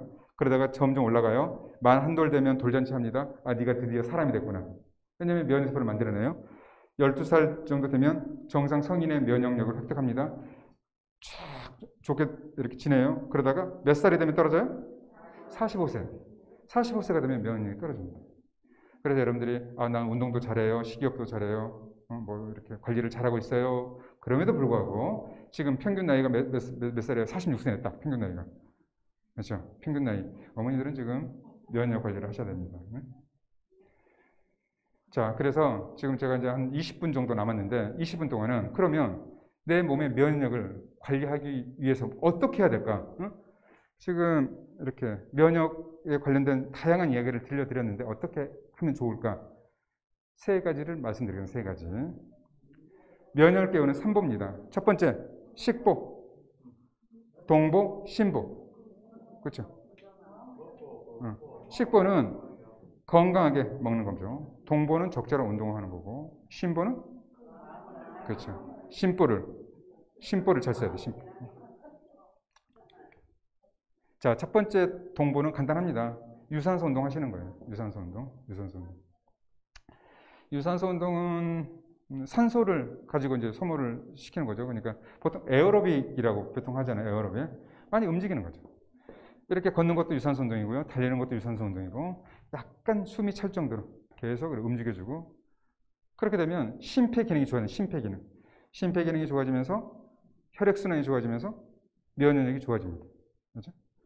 그래서 가장 기본적인 거예요. 많이 움직이시는 겁니다. 움직이시는 거예요. 유산소. 그럼 유산소 운동의 반대는 뭘까요?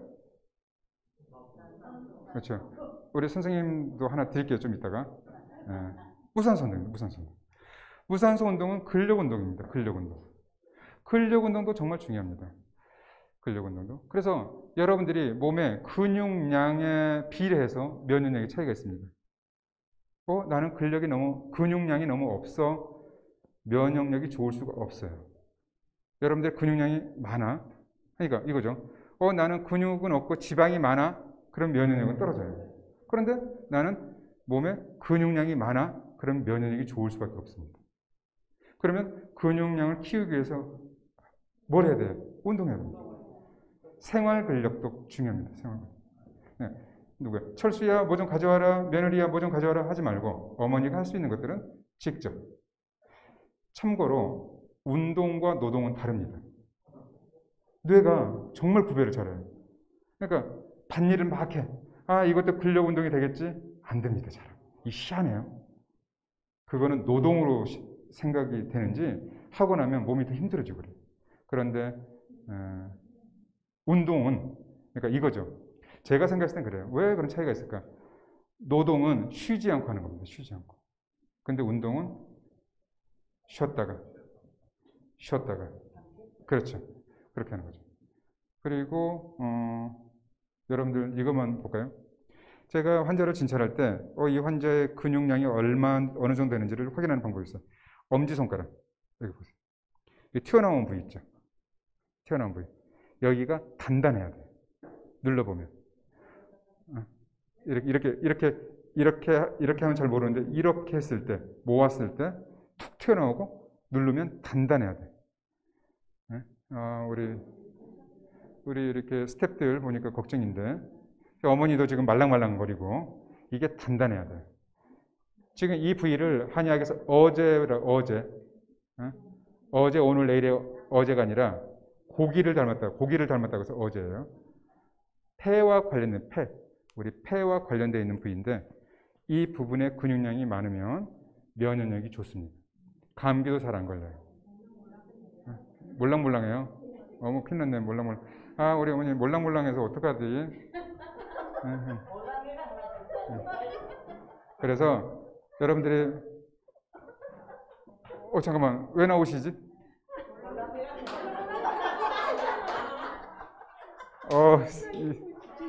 왜 나오세요 어머니? 몰랑몰랑해도 한번 준다. 제가 언제 준다고 했어요? 그런데 진짜 이거 안 됩니까? 네. 그죠? 자, 우리 자 봐. 이게 안 되는 게 제가 볼게요. 안 되는 게 이거예요. 누르면 응? 말랑말랑, 돼요. 몰랑몰랑. 응? 그러면 그렇죠. 건강이 아주 나빠요. 아니, 괜찮아요, 언니. 예, 이 정도면 괜찮은데 좀 더 연세가 드셔서도 그럴 수 있어요. 예, 예. 아니, 근데 그거 선물 받을 정도로 몰랑몰랑 하지는 않는데, 진짜. 예, 어쨌든 근육량을 키우셔야 돼요. 근데 운동도 중요한데요. 중요한 거는 연세 드신 분들이 단백질을 잘 안 드세요. 고기를 잘 안 드세요. 그래서 단백질 충분하게 섭취하셔야 됩니다. 제가 권하는 단백질 중에 1등은 달걀입니다. 달걀 하루에 2개씩. 그 다음에 그 닭가슴살도 괜찮아요. 그 다음에 두 번째는 그쵸? 아니 좀 대답 좀 합시다 어머니. 달걀과 제가 권해드리는 가장 좋은 단백질 중에 하나는 흰살 생선입니다. 흰살 생선. 그렇죠. 동태전, 뭐 갈치, 그렇죠. 그런 흰살 생선에 들어있는 단백질이 양질의 단백질이면서 소화도 굉장히 잘 돼요. 그러면서 어머니 말씀하신 대로 닭가슴살이나 콩이나 식물성 단백질도 섭취를 하시면서 근력 운동을 하면 근육량이 늘어납니다.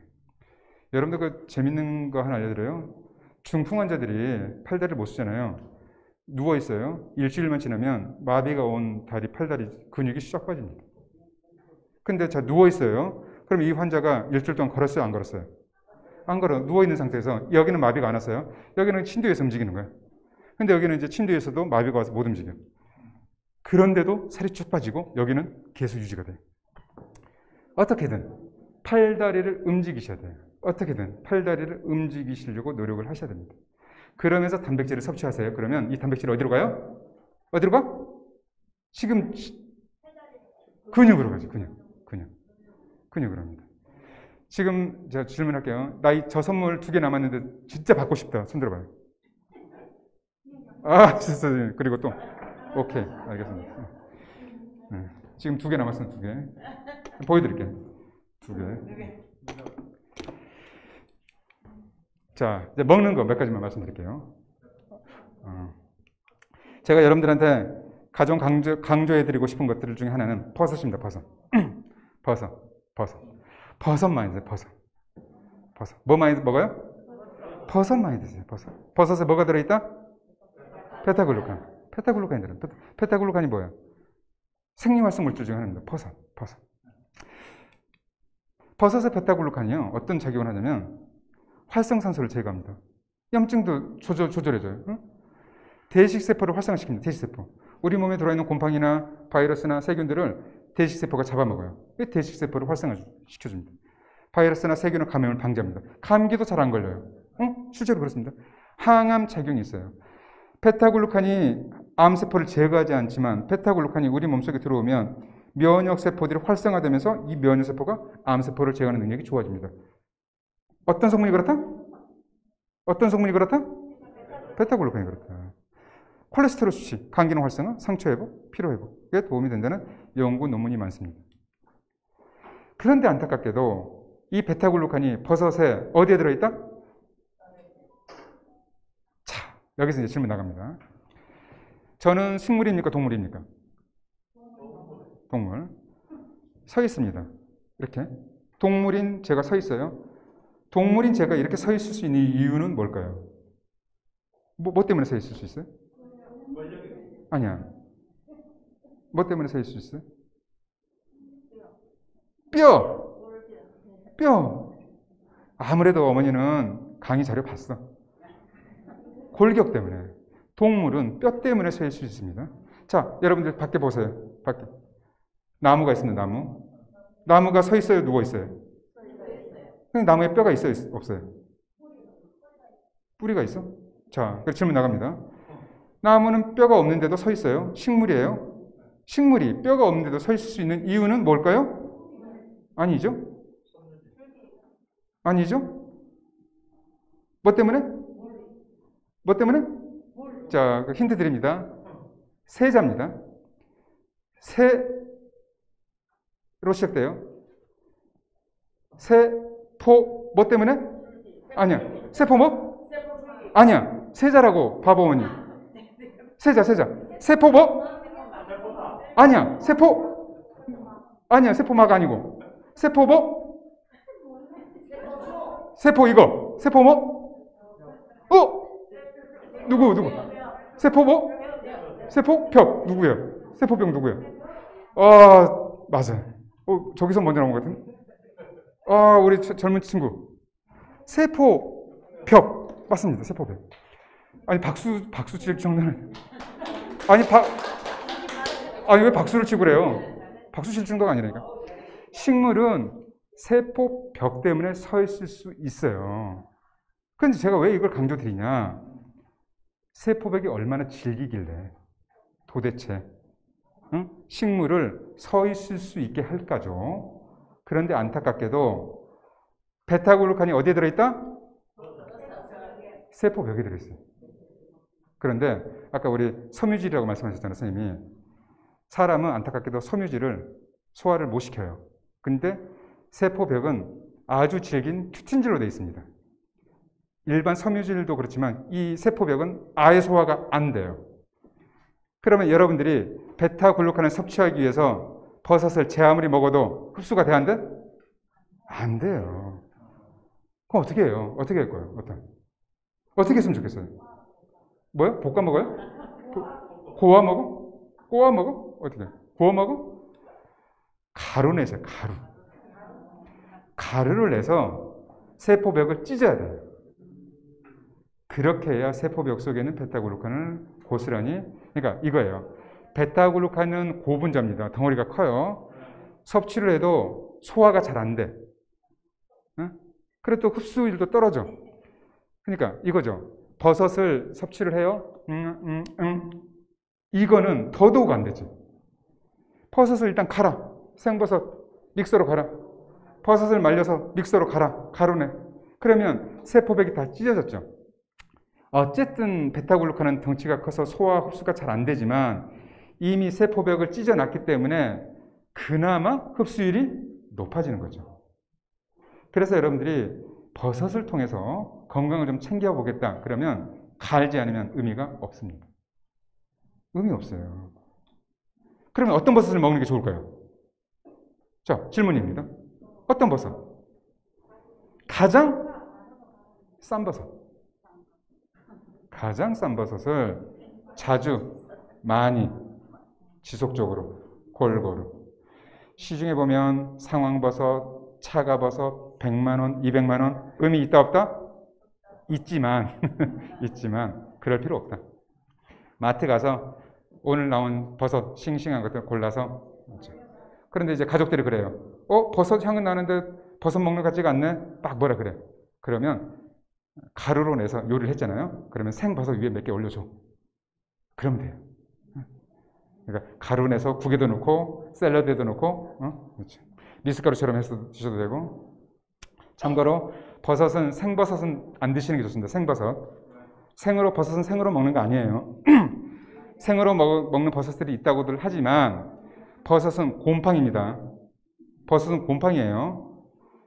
위장이 튼튼한 분들은 괜찮아요. 태음인들. 위장이 약한 분들은 버섯 먹고 생버섯 먹고 배앓이 하는 경우가 많아요. 버섯은 될 수 있으면 말려서, 될 수 있으면 익혀서 드십시오.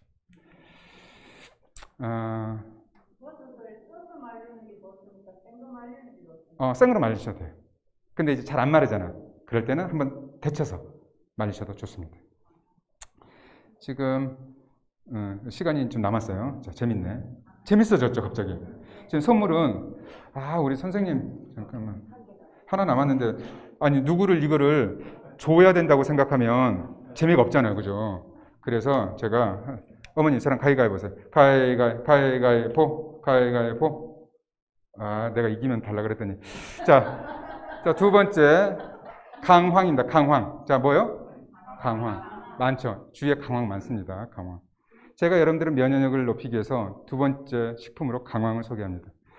강황에 뭐 때문에 도움이 된다? 커큐민 때문에 도움이 된다. 커큐민은 노란색 색소예요. 커큐미노이드. 커큐민. 자, 그런데 인터넷에 쳐보니까 강황을 좀 사보려고 하니까 강황 대신에 뭐가 떠요? 울금이 뜹니다. 그럼 어떻게 해야 되겠어요? 울금 드시면 돼요?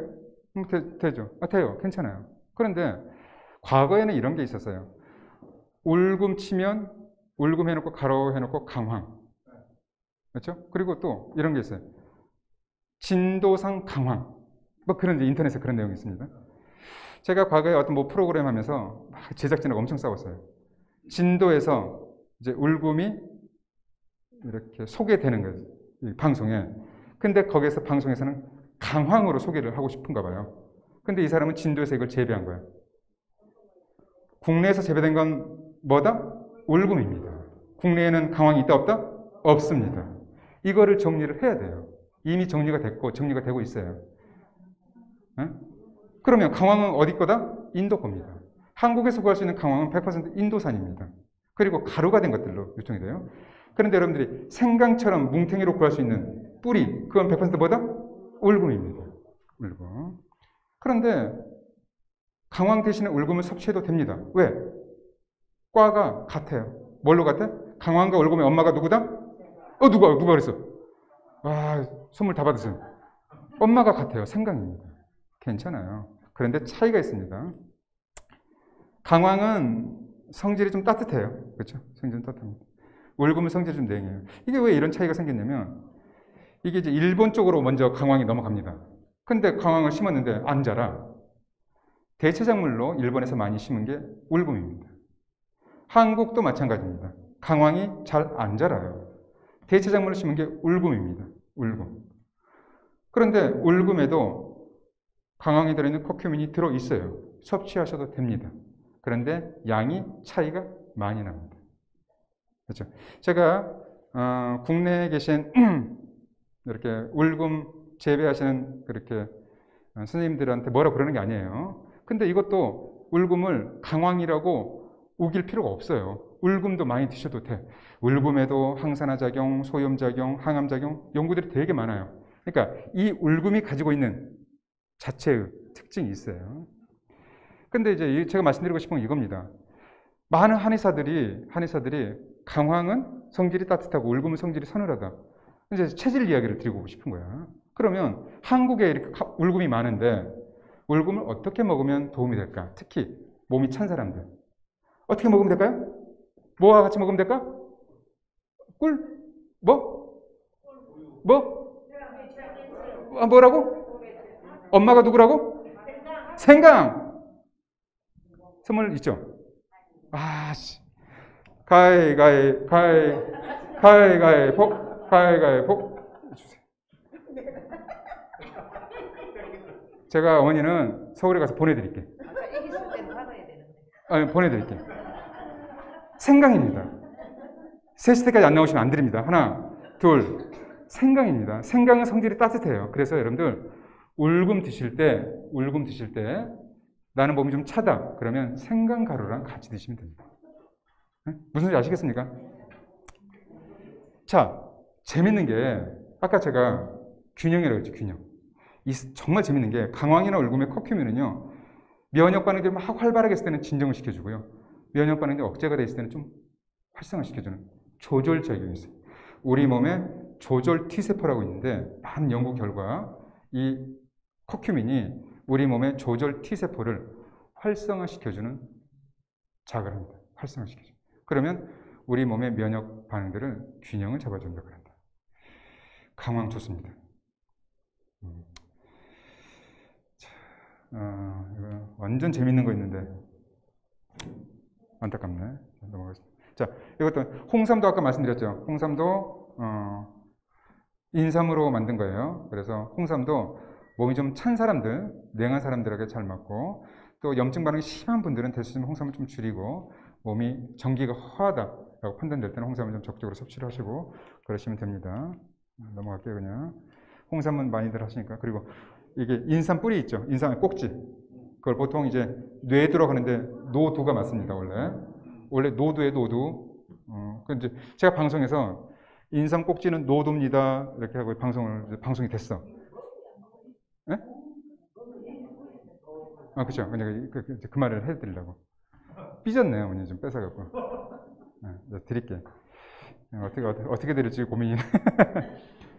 왜 저한테 이렇게 한의원에 전화가 왔어요. 아니, 한의사 선생님이 이걸 무식하게 뇌두지 그 노두냐고. 문헌에 100% 노로 나옵니다. 노. 삼노 꼭지. 근데 누군가가 처음에 뇌두라고 부르기 시작했나 봐요. 그런데 참 이름이 괜찮잖아. 꼭대기에 있어서. 그래서 노둔 걸 알고, 그러니까 언어의 사회성이 있죠. 사회성. 누구나 뇌두라고 하니까 뇌두라고 하는 건 좋아. 노두라는 이름이 맞는데 노예두라고 하니까 뇌두라고 합시다 하는 건 좋은데 저한테 막 따지듯이 그런 무식한 소리를 방송에서 했냐고. 노두가 맞습니다. 자, 어머니가 질문했어요. 노두 먹어도 됩니다. 먹어도 돼요. 그래서 여러분들 그 뭐죠? 그 수삼 사면 꼭지 따서 버리잖아. 독이 있다고. 그 독은 보통 쓴맛이에요. 쓴맛 성분들. 그런데 거기도 사포닌이 굉장히 많습니다. 그런데 동의보감에 나와요. 노두를 먹으면 토한다. 그런데 그 처방이 나옵니다. 본초 과목에 노두 처방이에요. 노두 처방. 그러니까 이 사람이 가래가 너무 많아. 그래서 토하게 만들어야 돼. 그래서 노두를 끓여서 먹입니다. 실제로 토해. 몇 개를 끓여 먹었어? 30개. 30개를 한꺼번에 끓여서 먹여서 토합니다. 근데 여러분들이 30개를 먹어야 안 먹어요? 안 먹습니다. 보통 차로 드시려면 노두 한두 개 정도를 차로 끓여 드셔도 인삼 한 뿌리는 아니겠지만 충분한 사포닌. 그래서 노두를 버리지 마시고 잘 말려 두었다가 차로 드시면 좋습니다. 자, 시간이 거의 다 됐는데 지금 이게 더 해도 됩니까? 아니면 끝내야 됩니까? 끝내는 게 좋습니까? 10분만 더 해볼까요? 10분만. 그렇죠. 자, 여러분들 바쁘시면 나가셔도 돼요. 지금 우리끼리 하는 거예요. 우리끼리. 그렇죠. 우리끼리. 여러분들. 자, 그러면 제가 이제 왜 지금 이제 뒷부분을 이제 해드리려고 하냐면 여러분들이 집에서 우리 손주가 아토피인데 염증이 있는데 어떻게 할까? 뭐 그런 것들 있잖아요. 또 여름에 땀띠가 있는데 어떻게 할까? 제가 우리 환자분들한테 가장 많이 권해드리는 게 또 여러분들 집에 욕창 환자가 있어요. 욕창. 중풍 환자들 욕창 오래 누워있으면 그때 가장 도움이 되는 게 바로 유분피입니다. 유분피. 느릅나무 뿌리 껍질. 유분피. 유분피. 유분피는 독성도 없고요. 염증을 가라앉히는 데 굉장히 도움이 많이 돼요. 그래서 아토피 피부염에도 좋고 또 위염에도 좋고요. 관절염에도 좋고요. 또 소변도 잘 나가게 하고요. 먹어도 되고요. 또 피부에는 발라줘도 돼요. 끓여서. 그렇죠. 동의보감에 보면 매끄럽고 나가게 하는 성질이 있기 때문에 대소변을 잘 나가게 한다. 위장과 장에 열을 내리고 부은 걸 내리게 한다. 소변 분리를 치료한다. 또 관절을 부드럽게 하고 수액돼서 원활하게 해서 소변이 잘 나가게 한다. 아픈 걸 없앤다. 그래서 옛날에는 먹는 걸로도 많이 치료했는데 끓여서 피부를 씻어주는 쪽으로 해도 아토피 피부염 또 습진에도 굉장히 많은 도움이 됩니다. 욕창에도 도움이 굉장히 많이 돼요. 유분피. 오배자. 건선에 오배자 들어왔습니까? 오배자? 북나무 아세요? 북나무? 이게 북나무입니다. 붉어서 이파리가 붉어서 북나무예요. 이 북나무 열매질. 네? 이게 오배자예요. 약으로도 많이 쓰고 요즘 오배자가 화장수로도 나와요. 화장수. 아세요? 화장수. 오배자는 탄닌 성분이 많아서요. 오배자를 끓인 물로 얼굴을 씻으면 얼굴이 팽팽해집니다. 그러니까 여러분들 그 떫은 밤 먹었을 때, 떫은 감 먹었을 때, 그렇죠. 그런 거예요. 탄닌 성분. 오배자에 탄닌 성분이 많아요. 자, 오배자는 피부가 헐거나 버짐이 생겨 가려우면서 고름과 진물이 날 때, 입이 헐었을 때, 피부 교양했을 때. 그래서 건선 환자들이 있죠. 건선 환자들이 오배자를 이렇게 끓여서 그 물을 씻어줘도 반복적으로 씻어줘도 굉장히 많이 도움이 됩니다. 화장수로도 희석을 해서 화장수로도 써도 돼요. 피부가 팽팽해지면서 염증도 가라앉고 또 탄력도 생기고 좋습니다. 자, 또 하나는 자초예요. 자초는 지치죠. 지치 뿌리. 그렇죠. 그래서 이거는 혈관의 어혈을 없애는 데 도움이 많이 돼요. 아까 제가 혈관염 환자 보여드렸잖아요. 자반증. 그래서 지치는 자반, 피멍을 없애는 데 도움이 많이 되고요. 또 다이어트 효과도 있고 또 이렇게 부딪혔을 때 모세혈관이 파열돼서 피멍이 잘 드는 분들 이 지치를 끓여서 차처럼 드시는 것도 혈관 건강에 굉장히 많이 듭니다. 간혹 방송에서 이 지치가 몸의 보약이라고 막 이야기를 하는데 개념이 다릅니다. 완전히. 그러니까 이제 어혈, 혈관을 좀 청소하는 그런 효과가 있는 거예요. 동의보에 보면 악창, 와창, 선증, 버짐, 건선, 주사, 소아마방, 과거에는 피부 질환도 많이 치료했고 피부 건조함과 가려움증에도 바르면 신령하다 그랬네요. 네, 혈관 건강에도 굉장히 많은 도움이 됩니다. 자, 마지막으로 신이와 이거 목련꽃 봉우리입니다. 여러분들 이제 가을, 겨울 되면서 그 비염 환자들 많이 생기잖아요. 목련꽃 봉우리가 시중에서도 쉽게 구할 수 있을 거예요. 이거를 차처럼 드시게 되면 코 막힘에 가장 좋은 효과가 있습니다. 또 더불어서 여성들 얼굴이 부을 때 또 도움이 되고, 그런데 이제 코가 막히거나 두통이 있거나 축농증, 비염 환자들이 이 신이와를 목련 봉우리를 달여서 차처럼 드셔도 굉장히 좋습니다. 제가 이제 여러분들한테 권해드리는 방법 중에 하나가 이게 머그잔인데요. 신이와를 이렇게 목련 봉우리를 끓입니다. 그 끓인 물을 머그잔에 넣어요. 그럼 김이 나죠. 그러면 위쪽에 페트병, 큰 페트병이 있죠. 페트병을 좀 잘라요. 그러면 머그잔이랑 직경이 딱 맞습니다. 크기가 딱 맞아요. 위에 딱 올리면 김이 한쪽으로만 올라오죠. 거기다가 코를 대고 훈증요법. 그러게 되면 코가 건조해지는 것도 좋아지고 그 향기로도 코막힘도 좋아지고 두통도 없어지고 좋아요. 여러분들이 만약에 비염을 앓고 있거나 아니면 가족들이 비염을 앓고 있으면 신이와를 사서 차로도 마시고 훈증으로도 하고 또 이제 이렇게 신이와를 끓이잖아요. 주전자에 넣고 그럼 김이 나오잖아요. 그것도 이렇게 훈증요법으로 하셔도 좋습니다. 그러니까 집에 가습기 틀어놓은 이유가 그거잖아요. 이게 비염 환자들, 축농증 환자들 코가 막히거나 집안이 건조하면 코가 너무 심해져요. 그래서 가습기를 틀어놓거나 젖은 빨래를 놔두면 코가 덜 막혀요. 그런 개념입니다. 그래서 이렇게 훈증요법을 자주 하는 것도 좋습니다. 자, 이걸 안 하면 큰일 날 뻔했네요. 자, 우리는 이제 식보했고 동보했죠. 동보했고 식보했어요. 마지막으로 뭐요? 신보. 이 심리학자가 이 실험을 했어요. 만화책을 다 똑같은 만화책을 나눠줘요. 그래서 이 그룹은 지금 이제 벗어야 되는데 벗으면 안 되죠. 이 그룹은 볼펜을 이렇게 입을 쭉 내밀고 물어라. 그러면서 만화책을 읽어라. 이 그룹은 이게 살짝 웃었는데 입술로 이렇게 해서 입술로 볼펜을 물고 만화책을 읽어라. 이 그룹은 어금니에 딱 끼고 이렇게 제 웃는 얼굴 보이니까 이렇게 하고 만화책을 읽어라. 만화책을 다 읽고 나서 얼마나 재미있는지 평가해봐라. 그런데 이 그룹은 입술을 이렇게 내밀고 만화책이 있는 그룹은 만화책이 재미가 없다. 여기는 조금 재밌다. 여기는 와 진짜 재밌다. 똑같은 만화책인데 이유가 뭐예요? 얼굴 때문에 그렇습니다. 얼굴 때문에. 얼굴 때문에. 얼굴을 어떻게든 웃는 얼굴로 만드는 게 뇌에는 착각을 일으켜요. 재밌는 일이 있었나 보다. 지금 우리 감독님은 감독 어머님은 뇌가 엄청난 착각을 해요. 오늘 진짜 재밌는 데 왔나 보다. 처음부터 끝까지. 그죠? 뇌가 와 이거 이렇게 재밌는 데가 어디 있을까? 지금 착각을 하고 있습니다. 그래서 여러분들이 될 수 있으면 지금 이거는 강의에 필요합니다. 그래서 살짝 10초만 벗을게요. 이렇게 해야 돼요. 뭔 박수를 치고 난리예요. 실제로 저는 운전할 때 기분이 안 좋을 때 일부러 이렇게 해요. 그러면 머릿속에 안 좋은 생각이 확 없어집니다. 지금 우리 아내가 이걸 안 보고 있을 텐데요. 보고 있으면 큰일 납니다. 예를 들어서 어디를 이제 외출을 해야 되는데 집사람이 잔소리를 하잖아. 그런데 운전을 할 때 보면 내 인생 확 굳어 있어요. 그러면 저는 운전하면서 진짜. 그러면 기분이 정말 좋아집니다. 기분이 정말 좋아져요. 여러분들 될 수 있으면 웃는 얼굴을 지어야 되는데요. 옛말에 그런 말도 있어요. 얼굴이 웃으면 장이 웃는다. 면역력이 좋아집니다.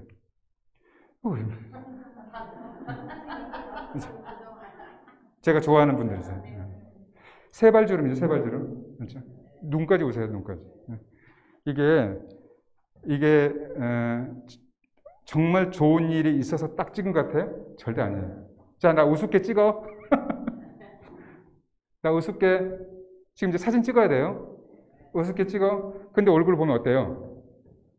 우습게 찍어 웃는 순간 그 상황이 너무 좋은 거예요. 무슨 소리 아시겠습니까? 이제 마스크 다 쓰고 계시지만 한번 이렇게 웃어볼게요. 하나, 둘, 셋. 아, 진짜 너무 좋죠? 응? 자, 사진 찍을게요. 자, 웃으세요. 하나, 둘, 셋. 아이고, 좋습니다.